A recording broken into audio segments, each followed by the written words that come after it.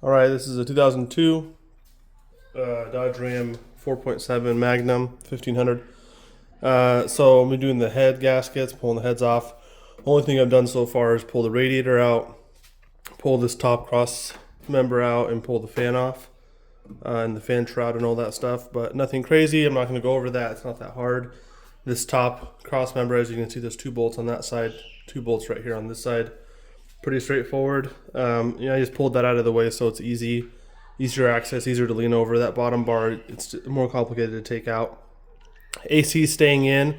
I just pulled out this top bolt because it was connected to that cross member. So, but I don't, because the condenser is so small, I don't see a reason to pull it out unless I have to later.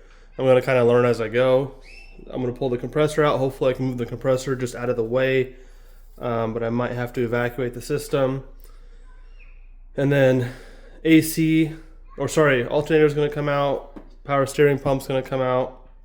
I already have the serpentine belt off, obviously. And I have like the intake pipe and then that little top air thing that goes into the throttle body. So I'm going to pull the top accessories out. Hopefully just get them out of the way a little bit. And then start working on the valve covers. So what I'm working on now is alternator. You have 13 mil bolt up here for the connection. You have a 15 here and a 15 here. This is like your pivot pin right here. This is just like a regular bolt, but you'll need to pull this out of the way to to get the alternator out. And over here you have this little plastic. It's like a little rivet or whatever you want to call it that holds this wiring harness to that bolt. That's also going to be a 13. You'll need something like this to pull the little wire holder on. And then I'm just using a ratcheting combo wrench to get the stud off. And I already got the 15 mil that's behind the coolant inlet pipe out. And then, so this is your stud. Yeah, we can move this now. I'm going to pull that 15 out along with this bracket. And I disconnected all the wires. I had one wire back here. There is some sort of wire that goes down here in between the AC and the alternator. It's probably some sort of sensor. And then I have one wire here for probably AC pressure and one wire that goes here for the AC compressor itself. Both of them have red little pins on them, or like sliding pins. This one needs to slide back, which is the pressure, and then the power that goes to the compressor needs to slide to the side this way, and then you can press it and pull it out. So whenever you see any sort of red plastic on top of these connectors, that's just like an additional interlock, you can call it, so that you can't just pull it off right away. You gotta slide it a certain way, and then you can pull the connector off. All right, I got that pin out, or the bolt, pretty long bolt. Pulled it out, have some sort of disgusting, oh my gosh, it's like a wasp nest or something back there. That's disgusting, but I don't think this has ever been pulled out, or maybe it hasn't been for a really, really long time. But as you can see, there's our air intake. AC is gonna go next, and then probably power steering. Power steering should be pretty simple. I should be able to just unbolt it and just kind of let it hang. I'm really hoping I can do the same with the AC. I really don't want to evacuate it. I think I should be able to. I think I should be able to get it and then kind of let it hang down here. I don't need to do a whole lot in the front, so it should be okay. I just need space up top. Also, something I would highly recommend if you're doing something like this job or anything that requires a lot of disassembly is get yourself some of these sandwich bags in a Sharpie. I put alt for alternator on there, but you're going to want to stay organized with your bolts. You might think that, I'm not going to mess it up. It's not that hard, but from personal experience, even with knowing what you're looking at, it's just, your life will just be easier with that. Like, it's just, there's no guessing. I do try to put bolts back wherever I can, whenever I can, just to make it one less bolt that I need to put back later or need to guess where it goes. But with certain things, like let's say for that pivoting pin or that pivoting hole for the alternator, there's no threads in there. You can't thread it in there. So I don't want it just hanging out there and then potentially falling out later. So I'd rather just get a bag. So just a tip. All right, same thing with the AC. It's a 15 here, 15 there. I don't know if there's anything else in the back. I think it looks like there actually is another 13 that goes over here. So similar to the AC, or sorry, to the alternator, but I broke them loose and then used an impact to get them out. There's the two front bolts. It's not going anywhere. Looks like we got one side one to get out as well. All right, so same thing. You can see where my extension is. Just so I don't have to move the camera over here. There's another 13 mil bolt over here. It kind of holds the side of the AC to the top of the head, I guess you could say.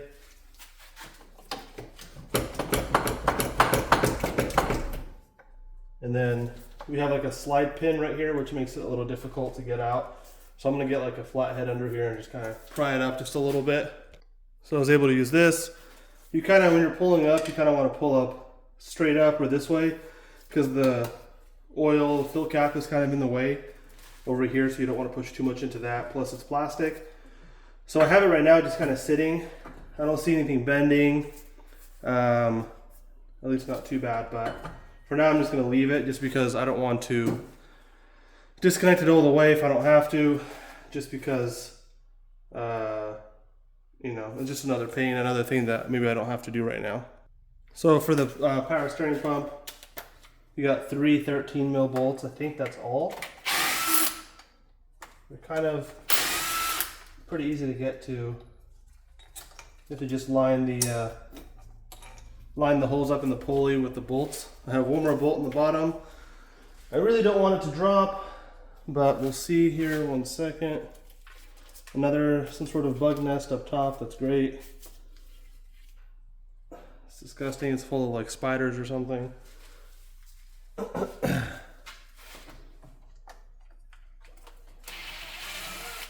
So yeah, that dropped down pretty quick. Once I got the last one, I'm gonna get the bolt out so I don't lose it. And then looks like we got some connector, or at least one connector, which hopefully I can get off because looks a little crusty and I don't want there to be a lot of tension on it.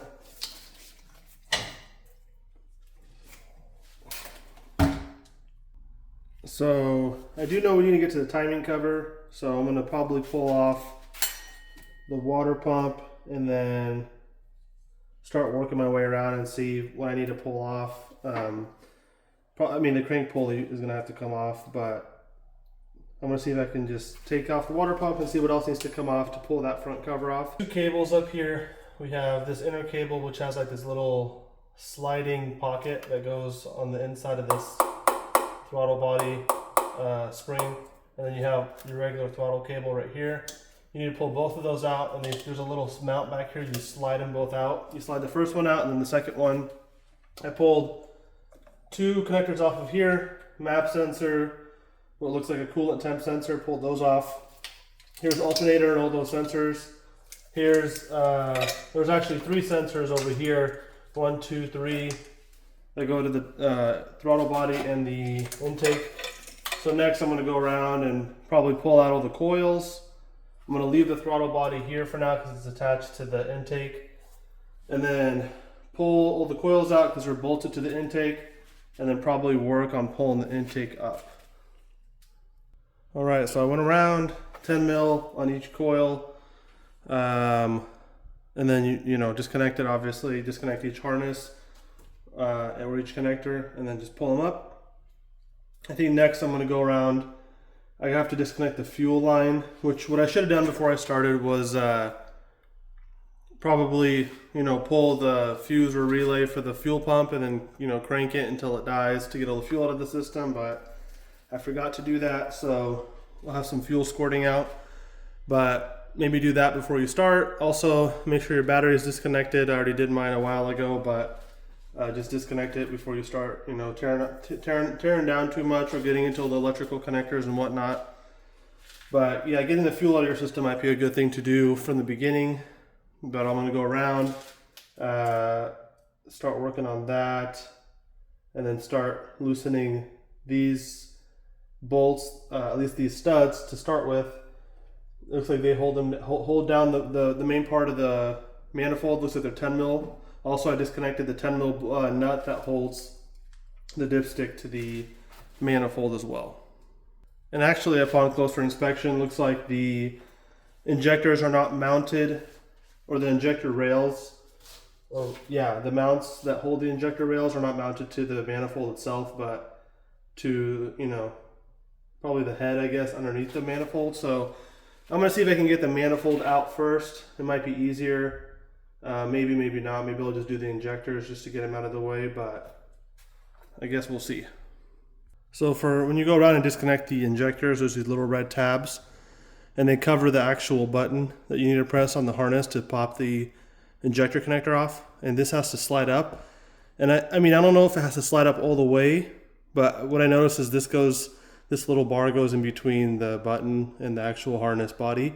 So it's kind of hard to do it. I think they just need to come off all the way, and you might lose them, but see if you can keep them all and then reuse them later, or you might have to get replacements, but that's something to think about. And something that is going to be down the road here a little bit, but I'm going to use this penetrant spray and see if I can spray the exhaust manifold, just because I know those bolts are probably going to break off if they're not already, or if some of them aren't already broken off. But I'm going to spray some of this now, just both sides, and just go over and, well, spray's a little much, but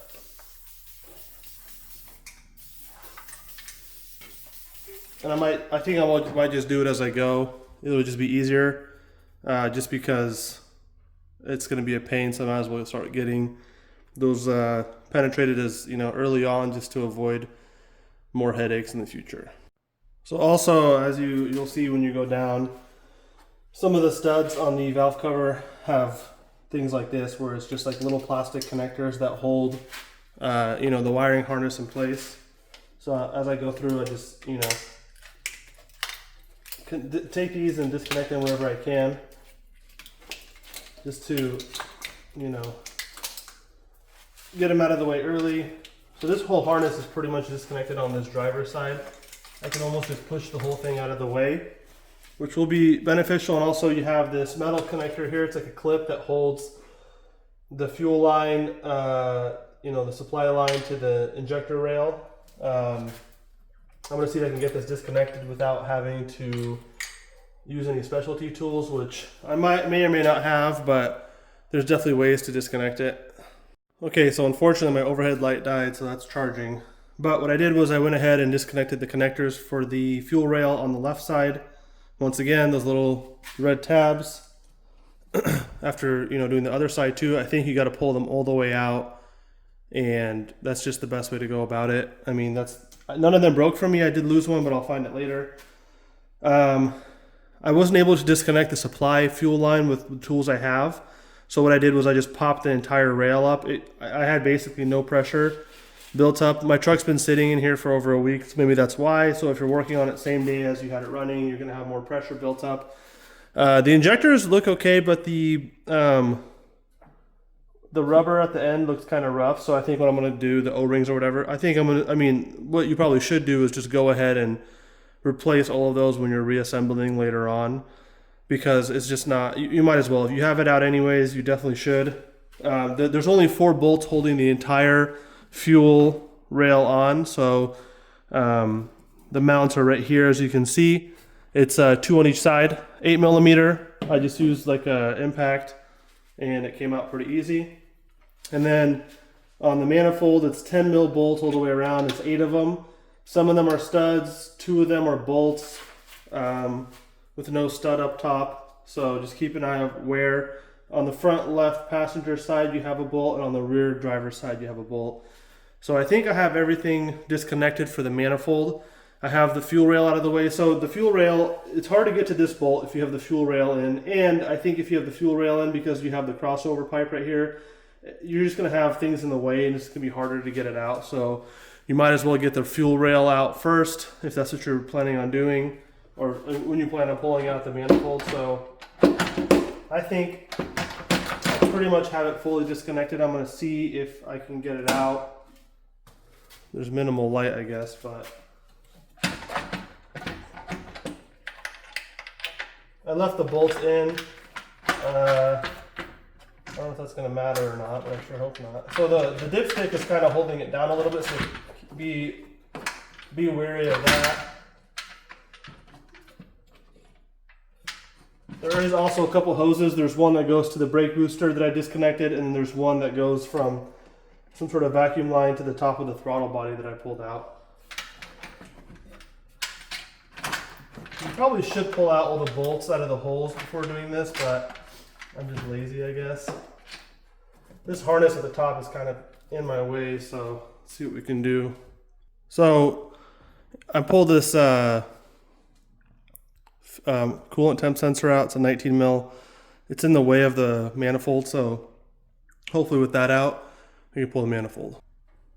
So it looks like with that one sensor out, I'm able to pull the entire manifold. So that one coolant temp sensor is really in your way.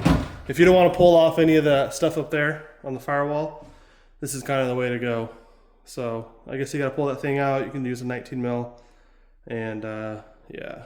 All right, I thought I'd get some closer footage here. So I got the AC back up as it was hanging. So I got the water pump backed off a little bit. Well, all the bolts are loose, but it's backed off so I could let it drip out. I had to remove the idler pulley right there. It's a 15 mil, and these are all 13 around the water pump. So I just, cracked it and then let it leak out. And as you can see, some of the bolts are longer than others. So remember that. You have these two are longer. You have, this is almost fully threaded. This one's longer. As you can see, it's not fully threaded. And then you have regular, regular, regular, and regular. So something to keep in mind. I have to go to AutoZone to get a tool to remove the fuel rail from the fuel supply line.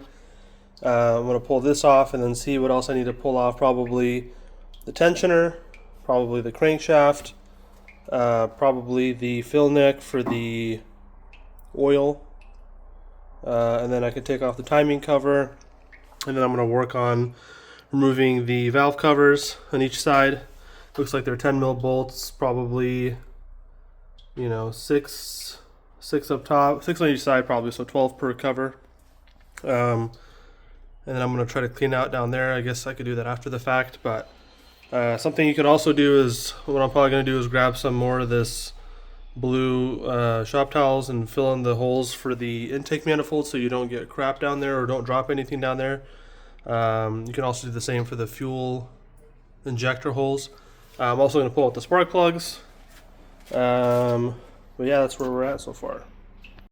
Alright, so we've done a little bit of a jump. As you can see, the driver's side valve cover is off.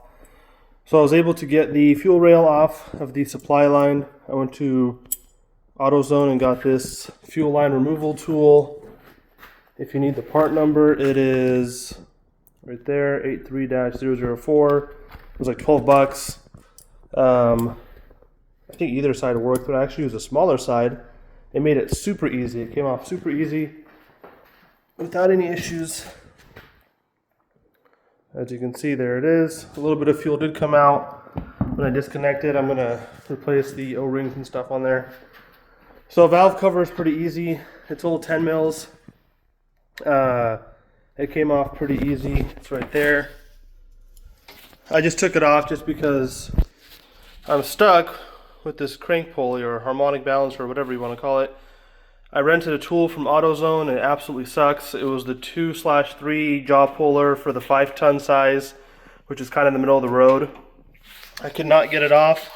As you can see in the middle here, this is the ideal place to pull it, is in the middle, because you have fins right there. As you can see, I couldn't fit it in there. I tried in here, I tried out here. The biggest mistake I made was doing it at the very end from the outside. As you can see, I chipped the pulley. Might need to replace the pulley, I don't know.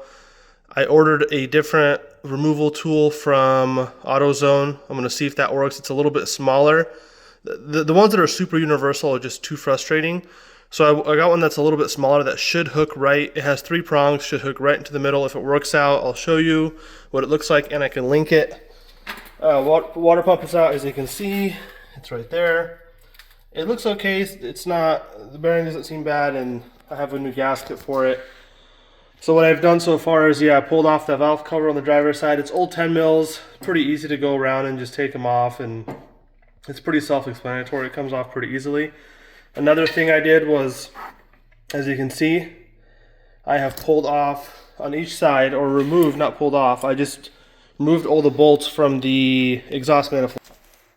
Yeah, there it is. It looks like the gasket has just come off. Like, as you can see, there's a piece of it there, there's a piece of it in the back. I have replacements for that as well. Hopefully, I really don't want to pull the manifold off of the downpipe, which I'm hoping I'm not going to have to do. So now at this point, what I'm going to do is I'm going to pull the valve cover off the passenger side, and probably this filler neck for the oil, because it's going to be in my way a little bit, and there's no reason to keep it on. And I'll just drop down the AC down here again. As I mentioned before, I haven't disconnected or exhausted the AC. You can if you want, it's up to you. Yeah, so once I get that harmonic balancer off, I can pull off. I've already broken loose. These are all 13 mil bolts around the timing cover. I'm going to get that timing cover off once I get the pulley off, and then I can, get everything in time, and then break the tensioner loose for the chain, which is right here. Surprisingly, the chain's tight. All the cam lobes look good. I don't see any lobe or lifter damage. But yeah, that's where we're at. Something else I forgot to mention as well about the exhaust is the bottom bolts are definitely easier to reach from the bottom. So I got a creeper and I went underneath, and I got 3 out of the 4 bolts from the bottom, out from the bottom end too. Except for this front bolt. This front bolt was just easier to do from up here because it's in front of the motor mount. So same thing goes for both sides. So I have the valve cover loosened up all the way around. Had a lot of buildup on some of the bolts, but they're all 10 mil. So another thing to mention is don't forget to pull out your spark plugs, because when you do pull your heads off, it'll just be a good idea to have your plugs out already. So the last thing I have is, I forgot to mention as well, this center bolt is a 21 mil. I got that out pretty easily. What I was able to do is I used this bar and kind of held the pulley in place. Actually kind of let it go up against this, which is probably not ideal because this is a plastic housing. And then I just used, a breaker bar and got it off. You can also use an air impact or whatever tools you have to your disposal. Okay, so this is something to note before you start pulling the pulley off. As you can see right there, it's kind of hard to tell. That's TDC, that's top dead center for the crank pulley. And this right here is your little notch. So you want this lined up with that arrow before you pull the pulley off, or else you will not be at top dead center. And another way also, which I'm going to have to probably rotate all the way around, but there's a little V8 engraved on the cam pulleys.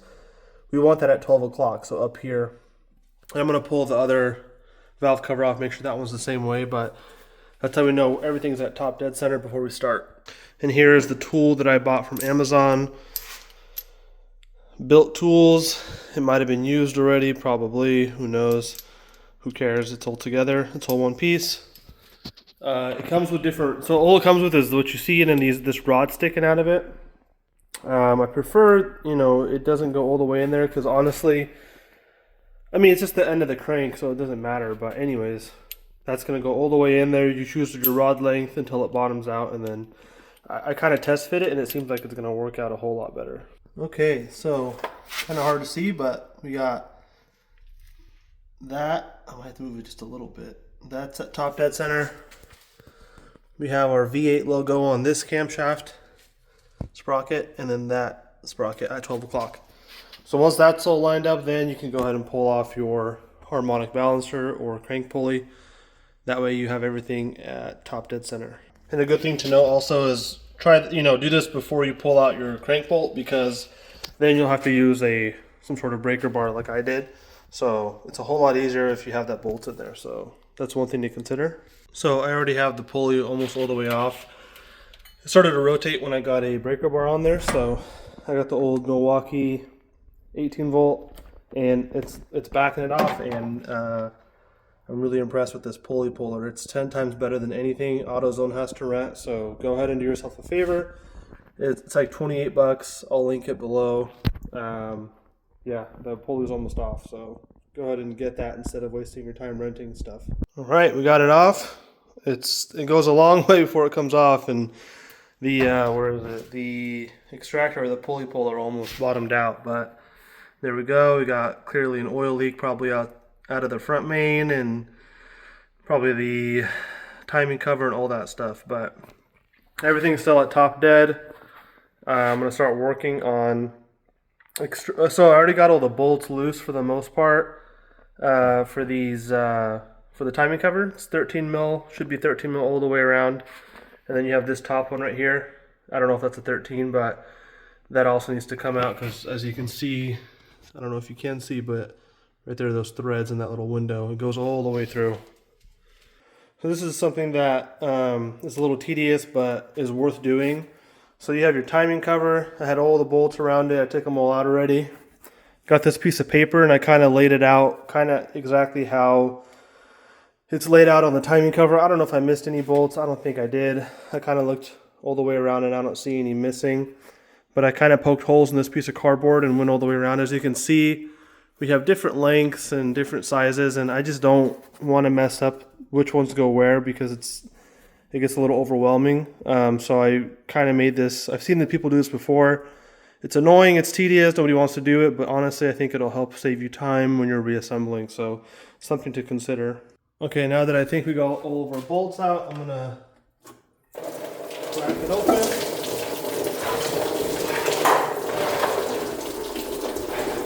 That's why I like having one of those long plastic containers to catch all the water. So I just put my pry bar right behind the coolant pipe, and it really popped right off without any help, without any force. And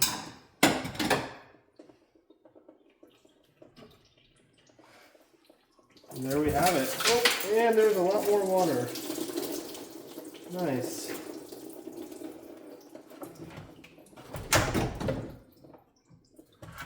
So there's our timing cover. And there goes everything getting wet. And with the new kit, we should have new gaskets and whatnot, so there should be a whole new gasket, one whole gasket for this whole thing with the kit. And so now we have access to our timing components, so we can compress our tensioners and get this timing chain off.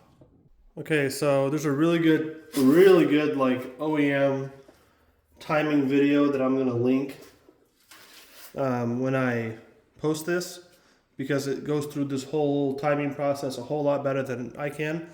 But as you can see, there's already a crack right here. This was me. What you're supposed to do is take the timing, this front timing chain, and compress it and put a pin, so you can pin this guide with this hole, and there's a hole in the back, and you're supposed to use a specific little pin, but I'm using a Allen key. But I went to go do it and it broke the timing chain guide almost immediately, so now I have to be careful so that I don't, and it just continues to break. So I don't know if that's normal, if I'm doing something wrong, but I can't get the holes to line up. So I guess I wasn't sure if I was going to be replacing the guides, but I guess now I'll be replacing them for sure.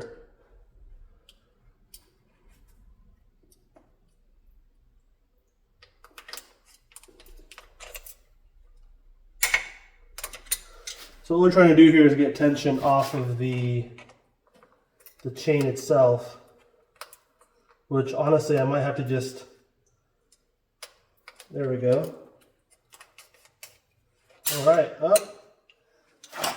And it didn't matter because it literally broke the brittle guide as I went to go do that. And I don't want to get more plastic bits and pieces down into the oil pan, so I'm going to just take that out piece by piece. Well, as I was trying to clamp it down so I could pull the pieces out, as you can see, the plastic here just broke, and you have this metal piece underneath, and it kind of just slid up, so I was able to just pull the whole thing out. There is definite wear on here. It's kind of hard to tell. You can't really see it, but this white part right, oh, you can kind of see with the light right there. This white part right here is definitely worn down, and in the video, in the manufacturer video, it says if it's more than a millimeter of wear, you want to replace it anyways, but these were extremely brittle. So I guess count on replacing these if you're going in there. My truck has 192 or 193,000, so something to consider. All right, so I repositioned here a little bit. So this is the primary tensioner here, but as we saw, it broke, or the guide broke, I guess. So I guess the tensioner is part of the guide, but it doesn't matter because it's going to have to be replaced now anyways. Looks like part of it is bolted on down here, but we'll figure that out when we take it all apart. Next, we want to do this tensioner up here. It's two 13 mil bolts. There is a plate behind the tensioner that you don't want to fall down into the oil pan, so just be wary of that. But I'm going to see if I can hopefully catch it. But let's see.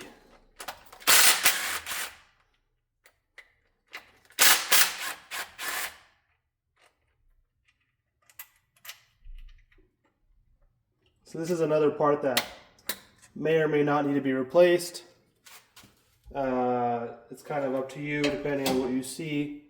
So the plate didn't really come unattached from the tensioner. I think it's on there. I can kind of tell. It's kind of fused together. Watch your fingers too. It didn't really pinch me, but it kind of, lost tension there a little bit. So I think the next tensioner we're going to do is going to be that one right there. So actually, before we pull off any more tensioners, we pulled off this one. So over here is a camshaft position sensor. It's a 10 mil bolt, and we got to pull that off first before we can pull off anything else. And I'm kind of following what was recommended, and it makes sense because you got to pull off, you got to pull this off at some point anyways. But I think because when it loses tension, maybe to avoid damage to the sensor.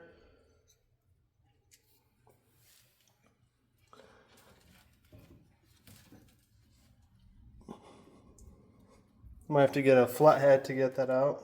Yeah, I was a little stubborn. I got a flathead pressed on here. It's metal lightly while I kind of wiggled it back and forth, and it came out.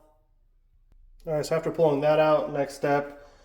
Ideally, you want to have a tool that holds this cam sprocket in place while you loosen it. I'm going to see if I can hold it, or not even hold it, just use the impact with the 15 mil, which is what that is. And if I have to, I'll hold the camshaft between the first two lobes as directed with like a channel lock like this. But I'm going to see first, I guess. Let's try this, see if it moves.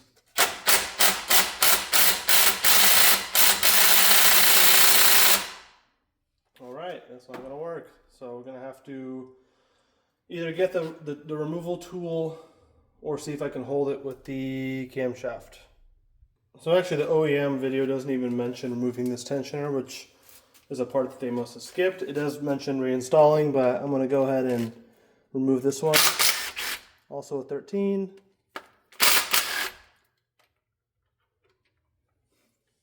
Alright, came loose pretty easily. And I can tell from here those guides are very wore down, so either way they're going to be getting replaced, but something to note. Alright, so I was able to get the bolts out. I don't have a cam sprocket holder. I could not find one to rent or to purchase that was the exact right thing, so I put a air impact to it, I put a regular impact to it, and my smaller impact, and it somehow came loose once I got the smaller impact on it with the 15 mil socket. I don't know if all three of those, kind of broke it down a little bit, but I think an impact, it might be your best bet because it won't rotate the cam. But once you get the bolts off, you might be able to just get this off without, it doesn't really come off too easily. So I might have to grab the camshaft right here in between these two lobes and rotate it in a little bit to get this sprocket off. Because you got to pull this sprocket off and then rotate this cam 15 degrees out.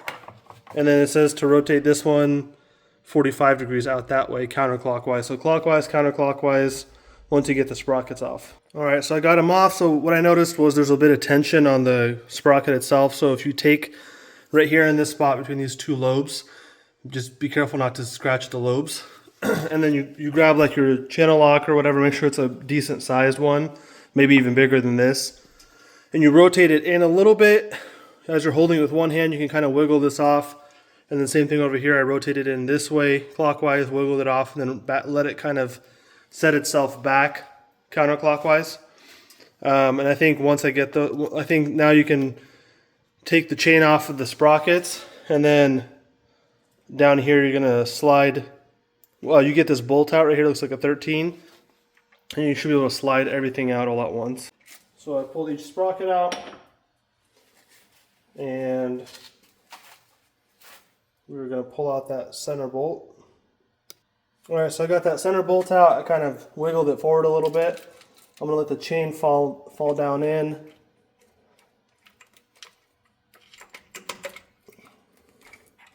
And it kind of has to all come off together, just because all the chains go on that middle gear. Well, there we go. All right, so now we got to pull out the guides that connect to the head. So you have one here. This is a T40 bit right there, and then we have the one over here. I think it's connected maybe just in this one spot to 13 mil. Let's see.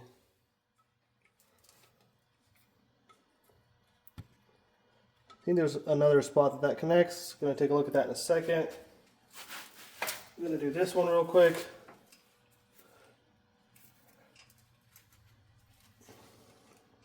It's not wanting to come out easily. Might have to get the socket for this one. So you can see all the way up here, I got the socket, the T40 socket for this top guide, but it's pretty tight. This one I can't fit the socket in there, so hopefully I can get it out with just the T handle. This one right here is another one that we need to remove.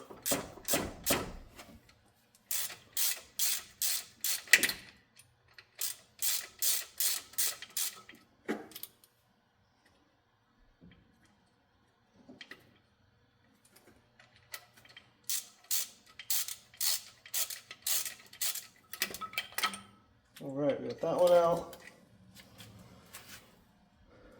As you can see, there's a lot of wear on these, like a ton of wear, so I'm really glad these are coming out so we can get new ones in there. Alright, so to pull, so I got this one out with just sheer force with the T handle. I got the top one out here and the bottom one out here, so we have one here left and one here. I got one 13 out for each of them. Each one is a 13 mil, but there's also another 13 mil here and another one here. This is like a plastic cover. This is the area behind the power steering pump that just pops out. You can pop it out from behind. I'm going to try to at least without breaking it. And then this, I forget, some sort of mount for something, or maybe it's just there for nothing, but I think it's a 28 millimeter, which I have a 30 millimeter on it right now. I don't have a wrench big enough, but I had a socket luckily. And you have to thread that out. Once you get that out, you have access to the bolt that is holding in that guide. So it fell down with the bolt, and I did not drop the bolt lower, but there's that guide, which is nice. So this cover right here is a little tricky to get to, or get out, I guess you could say. I was able to use this, which has a little bit of an angle, and push from behind. As I push down on one, I just pushed down on one of the tabs with another flathead. I was able to pop it out. It does have an O-ring, which maybe I'll replace if a replacement comes with it. In the kit that I got. So now we have access to the last bolt for the last guide. Let's see if I can get the bolt out so I don't drop it. We should be able to pull that last guide out without any problems. So I think that's all the guides, and there's nothing else we really have to do down here. I am going to replace, this is part of the broken tensioner. I got to find a part for that. But other than that, I think the heads are pretty much ready to come off at this point because everything is disconnected. All right, so from what I can see, we have 10 head bolts in here, 15 millimeter. So I'm going to go ahead and break them all loose.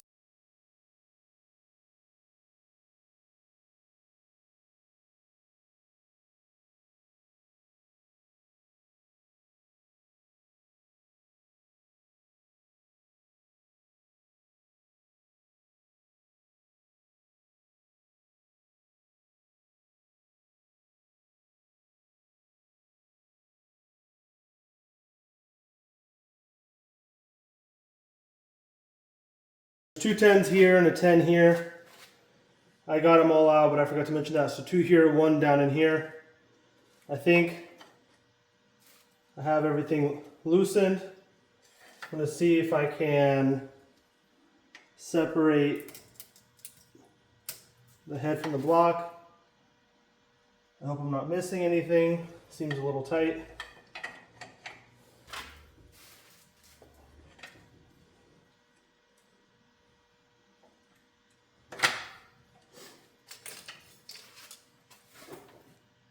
So what I'm missing here is there's one more 10 mil right here. So 4 total 10 mils, do not miss. 1, 2, 3, and 4. So the 4th one's down in here. I'm gonna get it out right now. All right, so after getting the 4th 10 mil off, I think, there we go. Comes off pretty easy. And I forgot, looks like a ground strap in the back. I'm gonna get that off real quick. I think it is a 13. Yes.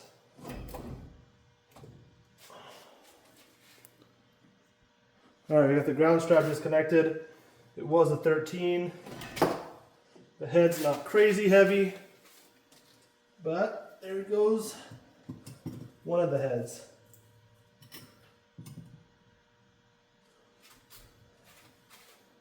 And here is our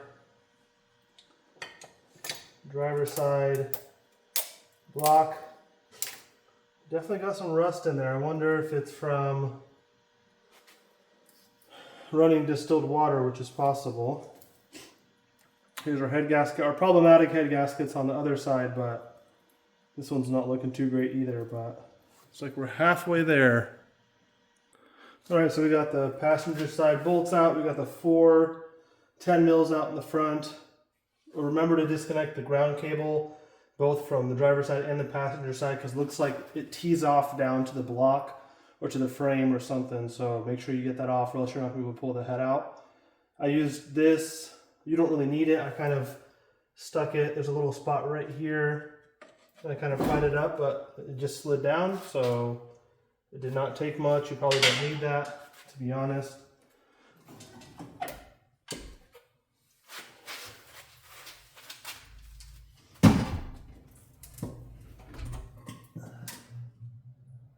And there's the passenger side. So this is the side with the bad head gasket. I can see some water in cylinder 1. I don't know if I thought cylinder 2 was my more problematic one, but I guess cylinder 1 maybe.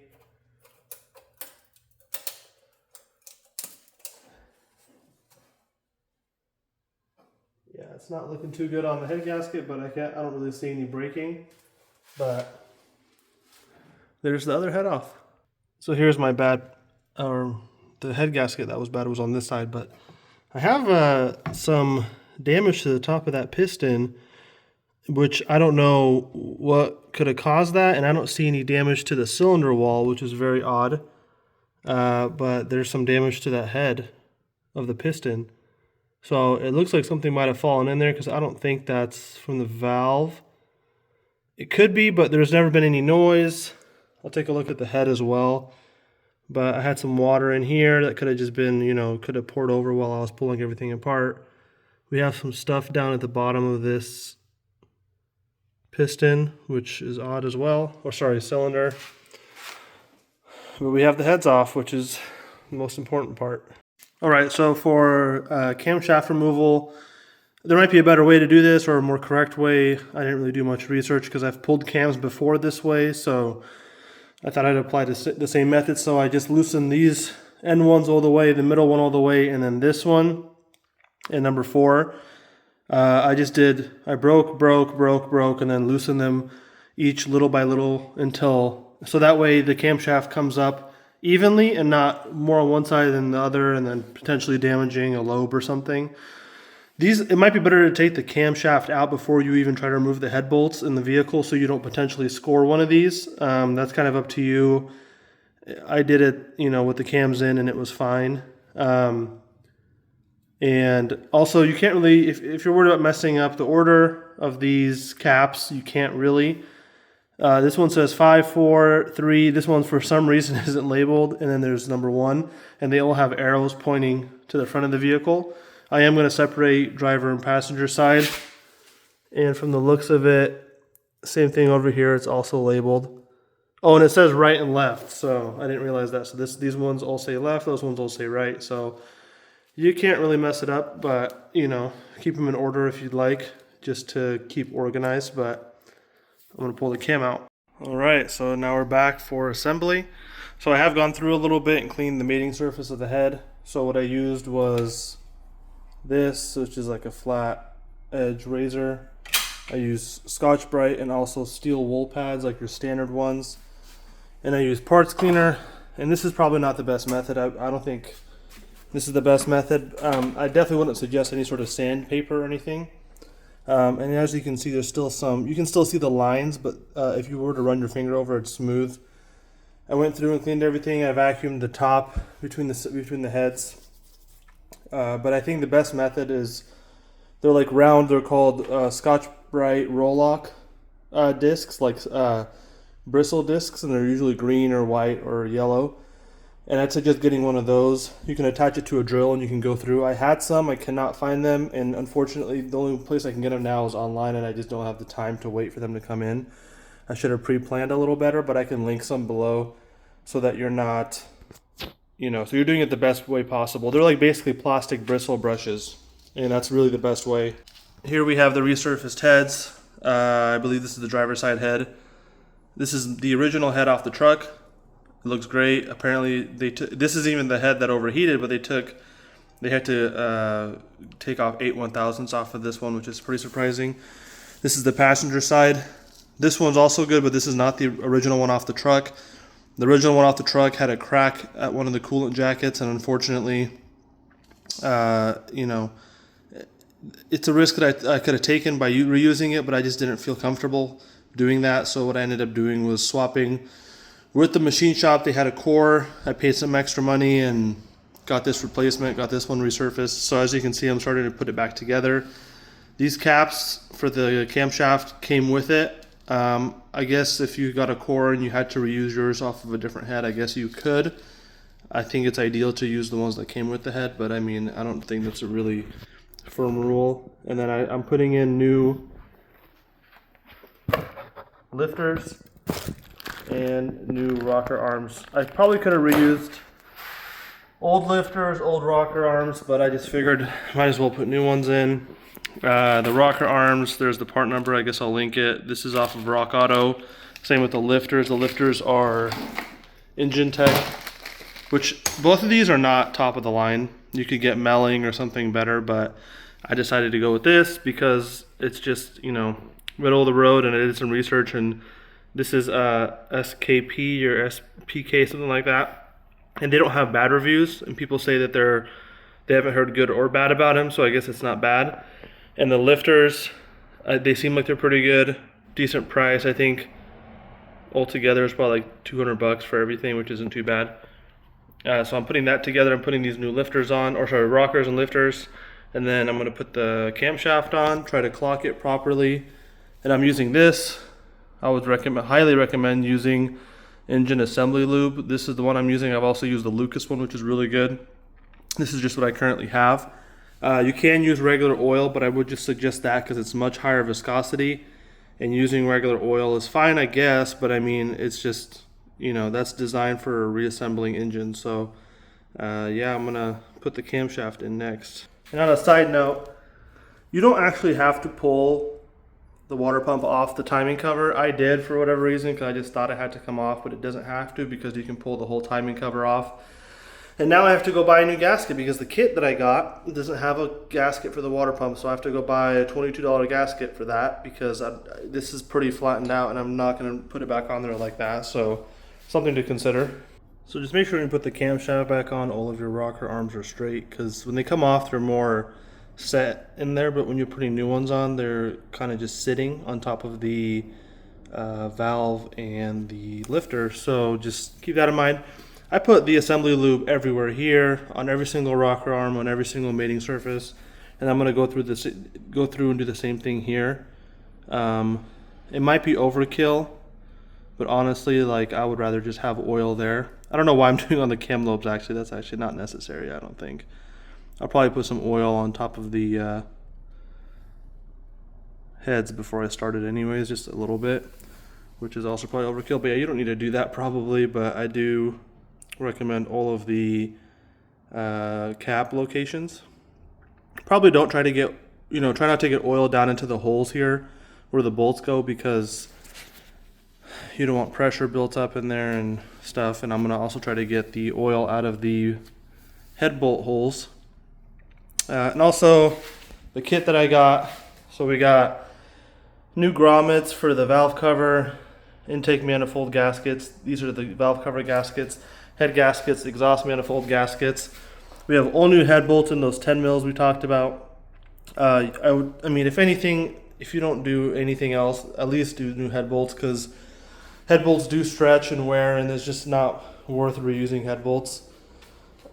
That's the old guides. We have a new front main seal, and then a bunch of other random stuff. I think we have like oil fill neck, throttle body, some other stuff that I probably don't even know what it is. And then this is my timing chain guide. I got it on Rock Auto. I did not know it was going to be Duralast. I'm really confused why it's Duralast, but for 60 bucks, I don't know if this is going to be available anymore at the time of posting the video, but all the guides, all the tensioners, and new chains. So I really can't complain. All right, so I got the cam on. So what I did was put it on and then just snugged up all the bolts, and then little by little kind of going from the inside out, I guess you could say, but not really. I kind of like just went through with the hand ratchet and the 10 mil and just went through and snugged up little by little each side, going across over and over and over until it's pretty much snugged down all the way, just so that you don't have one side going down all the way the other side. And of course you want the middle to go down more so first. And then as far as torque specs, I looked up a lot of stuff. There's a lot of contradicting information. From what I saw, I saw different things. I saw 89 inch-pounds and then 15 foot-pounds, which is 180 inch-pounds. I saw 100 inch-pounds. So what I did was 89 inch-pounds or 90 inch-pounds, went through from the middle out, did all of them, and then I did 15 foot-pounds, which is 180 inch-pounds, same thing, and it seemed pretty good. It seemed like it was not too much. The head, it being on this cardboard, didn't move too much by itself, so I feel like those are the good torque specs. But do your research and see what you find so you don't over tighten it or under tighten it. But I don't think you're going to under tighten it. It's kind of hard. And I did go through and just put assembly lube on all the cam lobes just in case. All right, so after getting the cam on, making sure the mating surface is clean and getting the head gaskets in, we got the passenger side head on, or also known as the right side head. Make sure obviously your camshaft is on the correct side, but you should be able to keep everything how you took it out. Sorry, that I'm skipping around a little bit, but it's difficult to set up and film and put this in at the same time, and it's pretty straightforward. Just make sure you're not dragging it too much. You have a dowel pin on the front and back that it should drop in on. On the head gaskets, on this specific one, I'm having a really hard time getting the head gasket to drop into this dowel pin. The back one seems okay. This one I don't want to force it too much. What I'm going to do is just set the head on and then kind of let the head push it in, because I don't want to push too much right here and cause some sort of uneven warp in the head gasket. So next step is I'm going to put in the cam and lifters and rocker arms and all that into the other head and hopefully get that one on. Alright, I'm trying to film the install of lifters and whatnot. The lifters come in this nice little packaging. I am putting assembly lube on them as well. I don't know if it's necessary, but I figured oil is going to get everywhere anyway, so I might as well. They do have a small coat of oil on them already, but I'm just going to go ahead and oil it up anyway.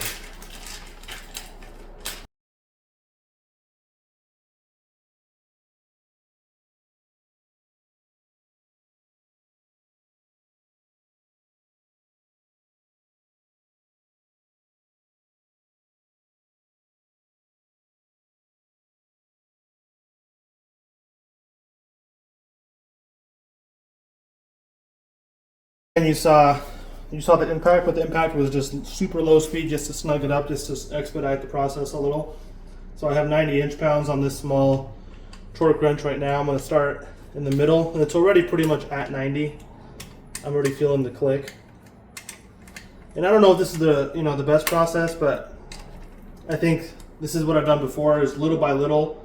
You don't want to tighten one single cap all the way down and move on, because then your camshaft could be misaligned or something.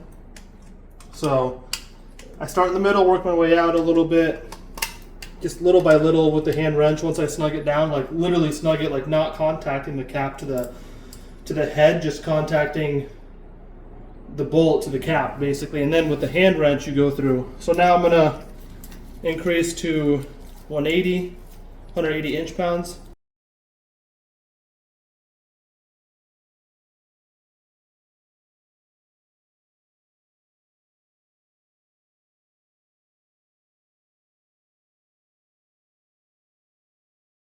Alright, so I put 2 head bolts in just to secure it for now. I had to really force the head gasket on there onto the dowel pin because it wasn't really dropping in to where I could hold the head, or where the head was being held up by itself. So I kind of just, hit the head gasket on. So alright, this is something that I wanted to just mention. This is something that I was taught. So new head bolts, I'm going to take them and dip just the end of it, just the thread, into oil, clean oil obviously, and obviously you don't have to have a ton of oil on it, but you want it to be covering the threads at the very least before you drop it into each hole for the cylinders or cylinder bolt holes. And this is just to prevent friction, prevent any sort of problems, and to make sure everything goes in there evenly and gets torqued correctly. Okay, so now with torque sequence and torque specs, this one I do feel more comfortable explaining, only because I was able to find the same specs from 2 different sources. So I'll also try to put up a picture of the torque sequence, but it's kind of the same as any other car if you were to do this. So you have 10 bolts per head, and then we have the 4 little ones. So I believe, I'll correct myself if I'm wrong, but it should be we're going to start off with 15 foot-pounds, so that translates to 180 inch-pounds, which is, I'm going to start with this 3/8 smaller torque wrench, and then I have the bigger half-inch drive for the later steps. So we start with 15. I'll put up the picture, but we'll start with the middle 2 bolts. I guess I'm going to go on this side. So you have 5 top, 5 bottom. You're going to start with the top. I guess it doesn't matter, but you go 1, 2, it's like a star pattern. So you go 1, 2, 3, 4, 5, 6, 7, 8, 9, 10. So you have 10 bolts. You're kind of doing a star pattern. It doesn't really matter if you start top or bottom, I guess, as long as you're starting in the middle. But you want to go in, starting in the middle, and going out, if that makes sense, kind of in a star pattern. So it's going to start with 15 foot-pounds, then 35. Once you do the 35, I believe the next step is to do these 4 bolts to like 18 foot-pounds or something. And then you're going to go 90-degree turn. Final step is 90-degree turn on all the main head bolts, and then 22 foot-pounds on these little ones. But if I'm wrong, I'll correct it. So as you'll see also in the picture, there's a torque sequence for the small bolts too. I believe it's 11, 12, 13, 14. So you go this one, that one, and then that one. So I've already done the first 3 steps. So I did 15, 35 on the big ones, and then the 18 on the little ones. So all I have left is 90 degrees on the big ones, and 22 on the little ones. So I'll do the 19 now. Something to consider at this step. So one thing I missed earlier, not missed, but forgot to mention was if you have some sort of transfer pump or some sort of suction pump, you can go through all the bolt holes and suck out any residue oil left in the bolt holes. That's probably a good practice just to avoid excess pressure in those holes.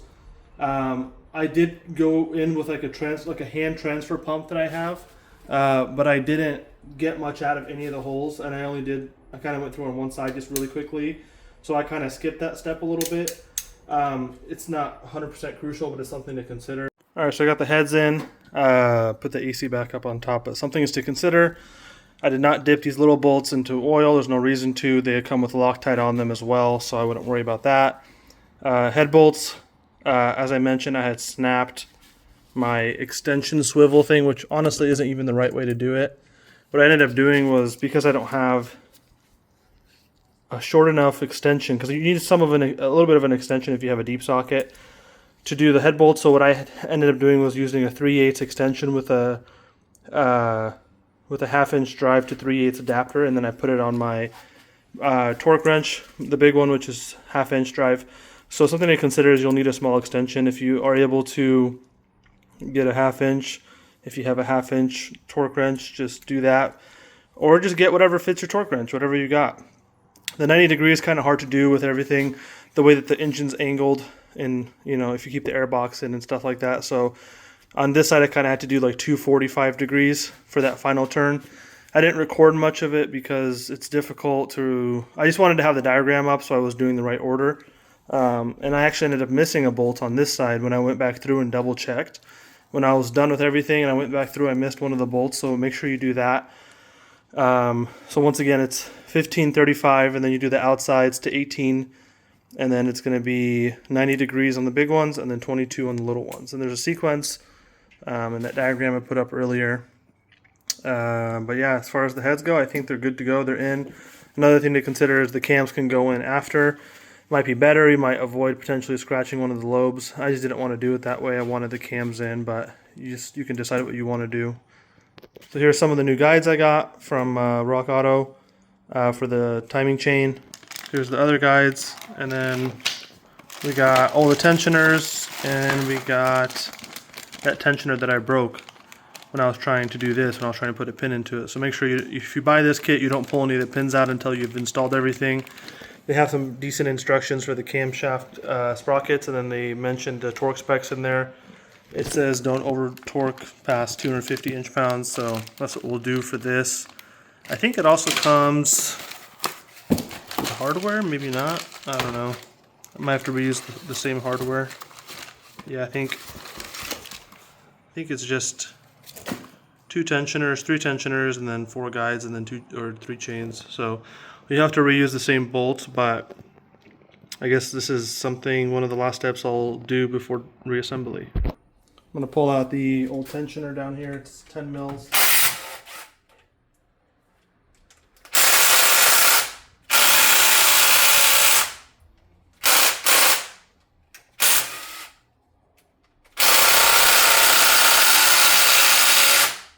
That one does not want to come out. I broke it loose with the wrench.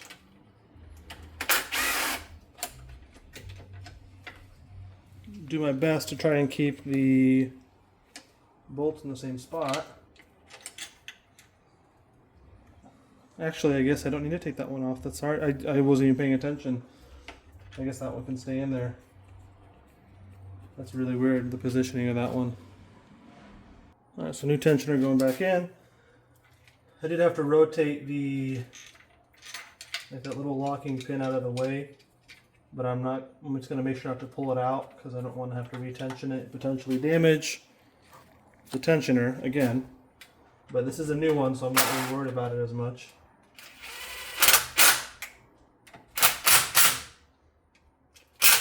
I'm going to snug it down and then torque everything at the end. So when installing these new tensioners, or sorry guides, there is, can't really see it, maybe a little bit right there. It says front, and also you have like a recessed side of the guide. So just pay attention to that. I also confirmed with the old ones that I had them in the right orientation. The part number that came with the new ones is the same for both of these guides, the ones that have 2 bolts. So I'm not really too worried about which goes where, just because they have the same part number. But I am going to make sure that it says front, facing front. And make sure you don't drop your bolts into your oil pan. It looks like this one has to go in between the tensioner and the block.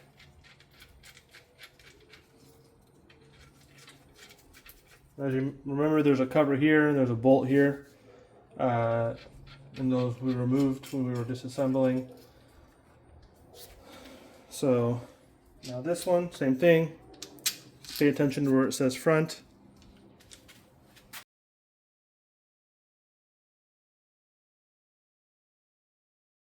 Wipe those before putting the chain in. These ones actually don't say front or anything on them. I did notice on the OEM this little notch says F, but the way I figured the orientation was the way that I had the bolts in the old ones. So I had the bolts a specific orientation, and I'm just going to leave them that. I left them that way, and that kind of just. But I mean, you'll figure it out. Like they can only go one direction, and they only have one bolt hole. So I'm going to put one to here. A tough one. Probably should have had, once again, don't have a wrench handy.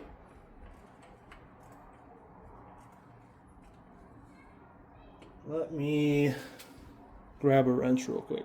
So once again, T40. I got my T40 T-handle.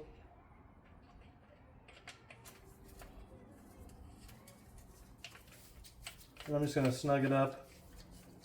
This one's going to be hard to do the torque spec on because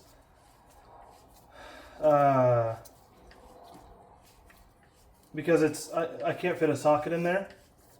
But what I'm going to do, I think, is just because it bottoms out, it has like a tapered shoulder, as you can see.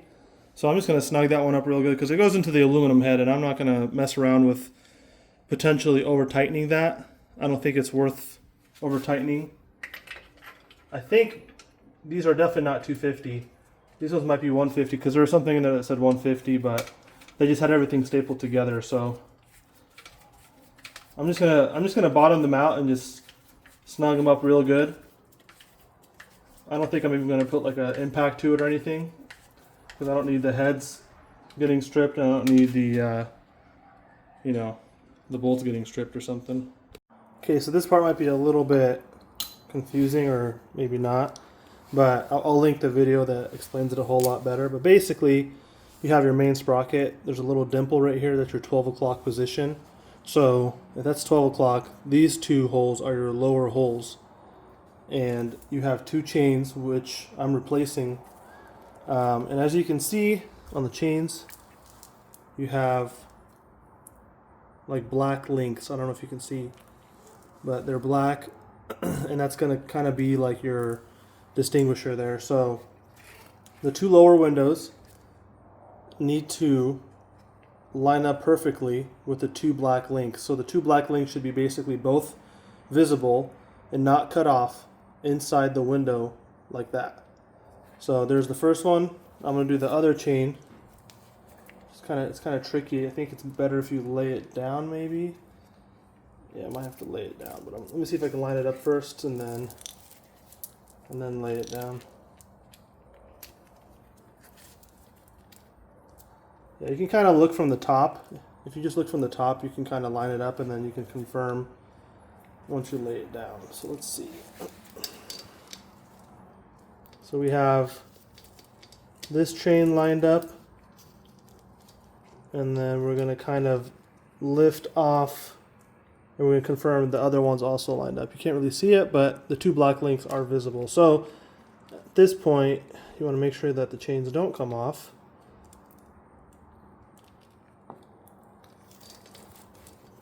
Kind of difficult to do though. At this point, once you have the chain set, and flat and flush. Maybe try to wrap it as far as you can so that they don't come off. You have to have this special tool. So the part number I think is 8515. And they might have updated it to like 8515A. I ended up getting this on eBay, but you're going to kind of need this to hold the chains. Unfortunately, I haven't really thought of a better way to do this, but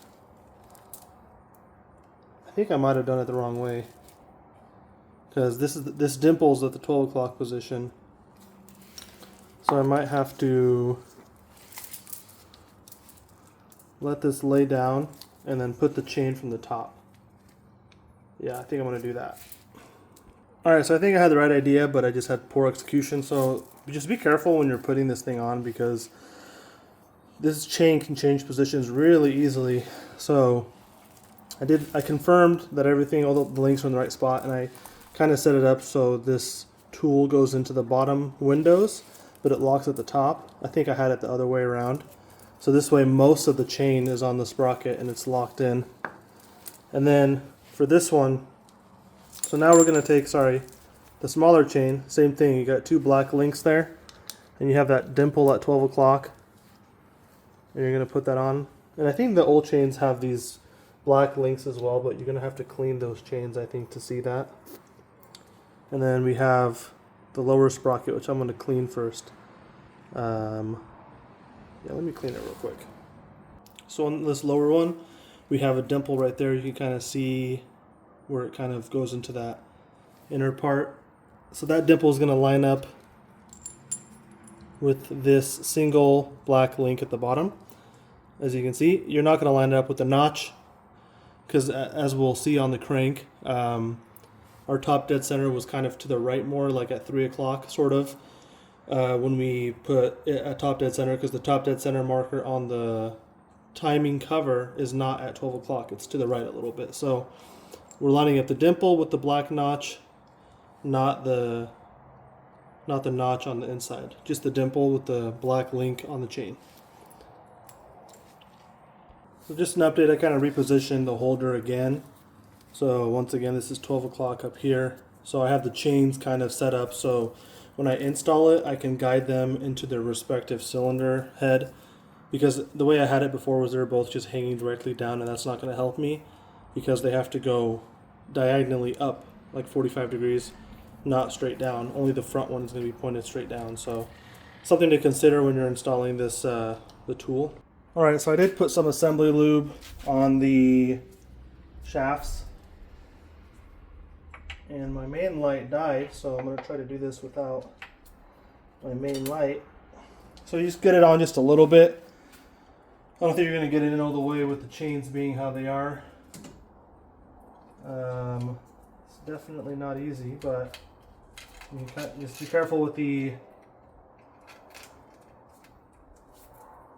pins and the tensioners, because you don't want to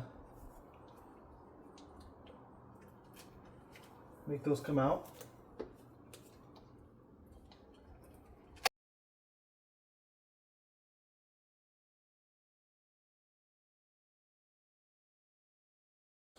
Alright, after some difficulty, I was able to get so far just the right side cam sprocket on.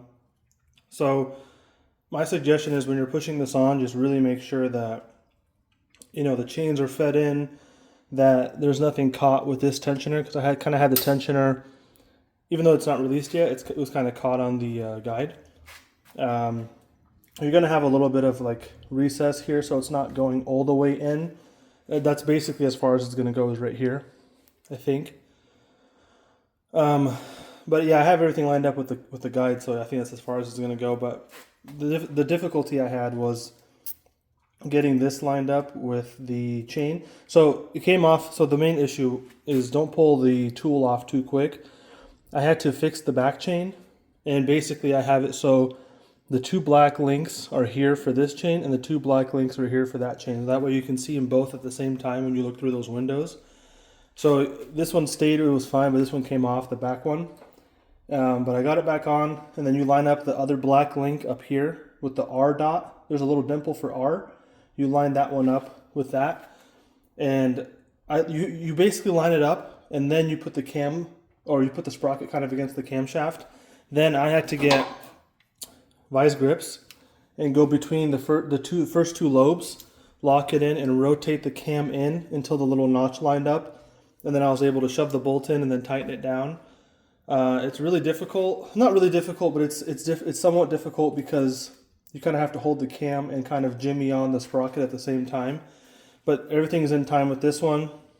This one's still good. The crank never moved, but obviously the cams came off. So now I'm gonna give it a try with the other one. I think this one will be a little easier because you don't have the tensioners all the way up here, so the tensioner's not in your way, and it's also the front chain, so it's just a little easier to deal with. And now I went back and double checked, and yeah, it turns out you're not supposed to pull off your you're not really supposed to pull off the tool until you have the sprockets attached to the chain, but you know, it is what it is. On this one we have the L, and you have the L dot. We're going to line up the black link up there with the L dot, and then this little yellow marker is where the V8 is. That's the 12 o'clock position.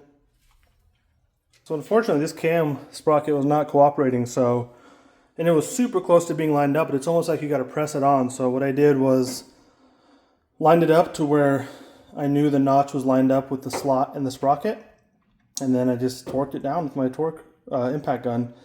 I held it with the vice grips, but it just wouldn't go on by hand. There just wasn't enough force to push it on. I don't know why. Okay, so just to go back over it again, we got 2 black links at 12 o'clock there. Down here, we have that notch right there lined up with that black link. And then it's going to be harder to see this, but see those 2 black links in there? Those are perfectly lined up there. We got the L dot lined up with the black link, and then we have the V8 mark at 12 o'clock. Here, this is even harder to see, but I know it's lined up. Those 2 black links are lined up for this chain, and over here we have the R dot lined up with that black link, and we have the V8 at 12 o'clock. The crank never moved, and it looks like it's at top dead center, which you could, slap the timing cover on and confirm that with the Harmonic balancer, but I'm pretty confident. But yeah, well, get the sprockets on first and then pull the tool out if you know you have everything lined up, because it can get messed up. And then I tightened that bolt and that bolt to 21 foot-pounds roughly, which is about 250 inch-pounds. Same with the tensioner up there and the tensioner down here.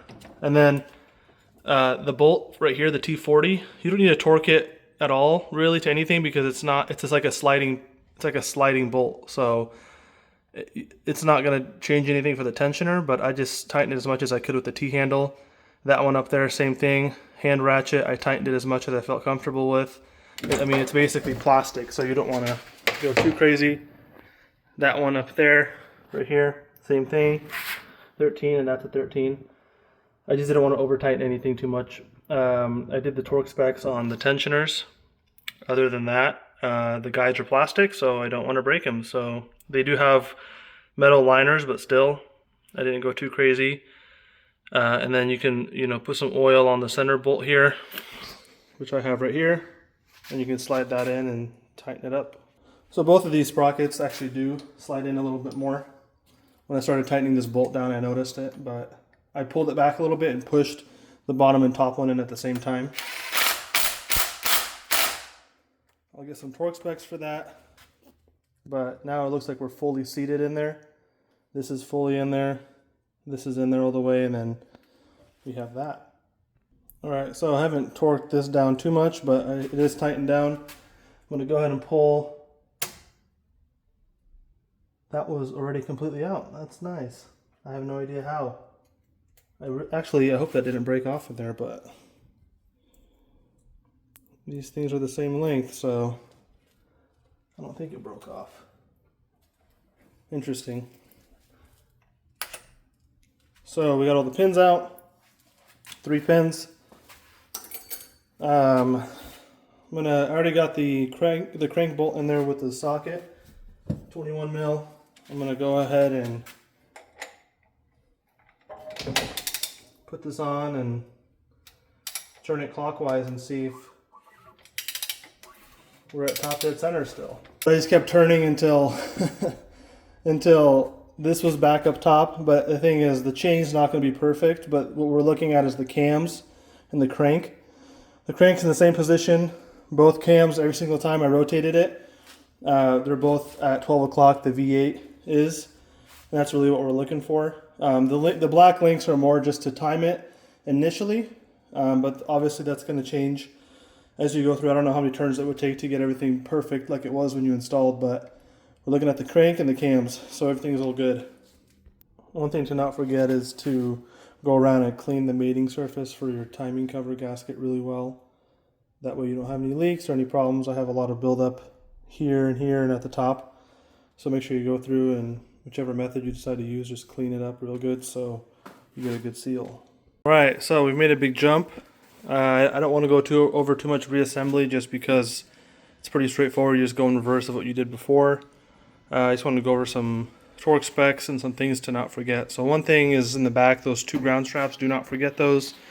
Those two 13 mil bolts that we took out when we were pulling the heads.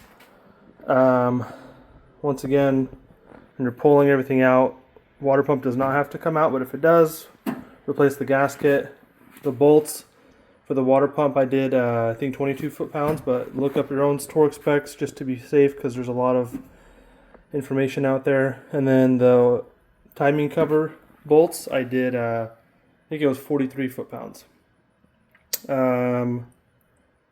What else?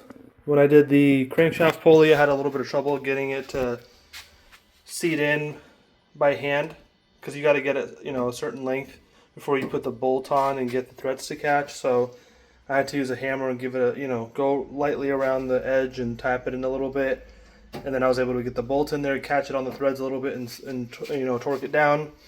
Torque specs are, from what I saw online, 129 foot-pounds.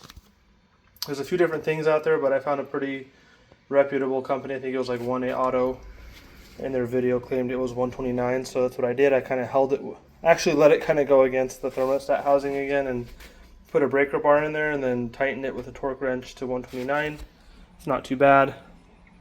Valve cover, I did 80 inch-pounds, I believe. Let me double check.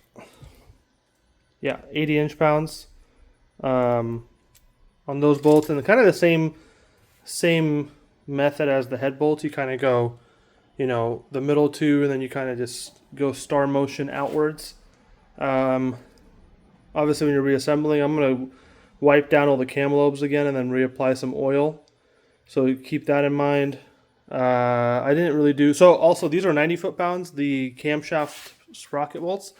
I didn't do that just because I don't have the right tools. I ordered a sprocket holding tool, but it's just not the right size, and it's really difficult to find the right size. So I just took my big impact to it, and I think it's going to be okay, but 90 foot-pounds is what it's rated for. Exhaust manifolds. They're not too bad, but I didn't really do torque specs for those either just because they're not very high and they're pretty small bolts, so I just used like one of these handheld impacts or whatever you want to call it, ratchets, electric ratchet, and went through and tightened all of them. I had a little trouble on this side. What I had to do was go underneath and find a spot where I could get a pry bar to pull the manifold towards the front to line up all the holes. Some of the holes are bigger and they have more room to catch the threads, but some holes are like the exact size of the bolt. And then don't forget, when you're reassembling, those first two bolts are the 13 mil on the top and bottom, and then the very back ones are the ones with the stud, the 10 mil with the stud, and the rest of them are just the regular 10 mils.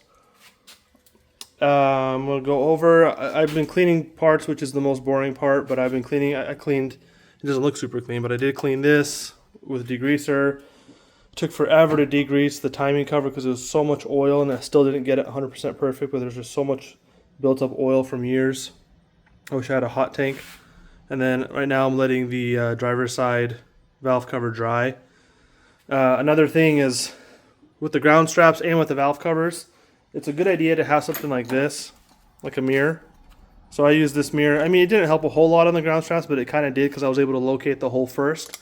And then for the valve covers, I just went around and double checked that, the valve cover didn't slip anywhere. The gasket didn't slip off anywhere. because you just don't want, you know, an oil leak to be the first thing you see after you put everything back together. Other than that, I mean, I put, you know, putting new gaskets on the manifold, on the intake manifold, obviously the exhaust manifold, valve cover gaskets, timing cover got a new gasket, this got a new gasket. I have a bunch of other O-rings and stuff, and I honestly don't know where they go. I really don't know what other spots. As I reassemble, maybe I'll find some O-rings somewhere that need to be replaced. I'm replacing the gasket that goes on here.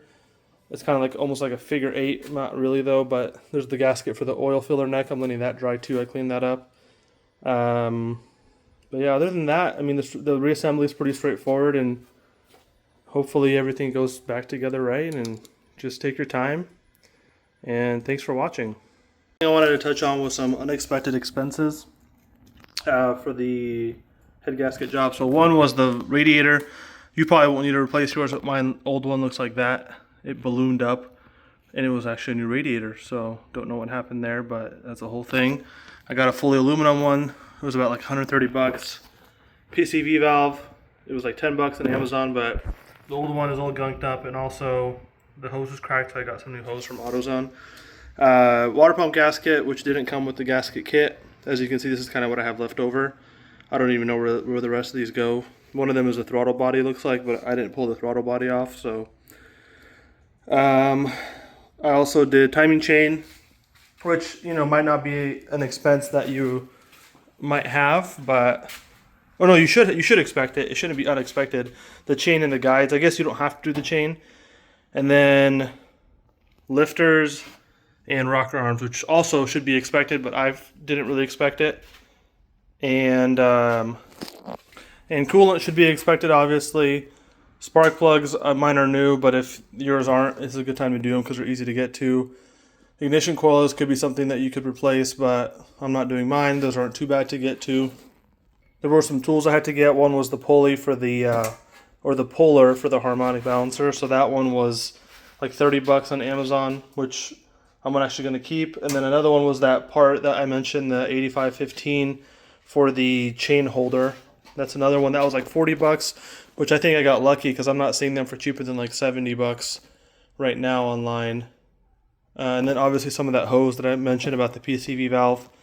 I also might need to replace this hose. This is part of the PCV system, I believe. Those two go into the connectors on each end of the head, and then this goes into the back of the airbox on top. I'll probably try to clean it and reuse it, but there definitely is some damage and some cracking. So that's another thing. So just expect to spend more as you tear into whatever the project might be.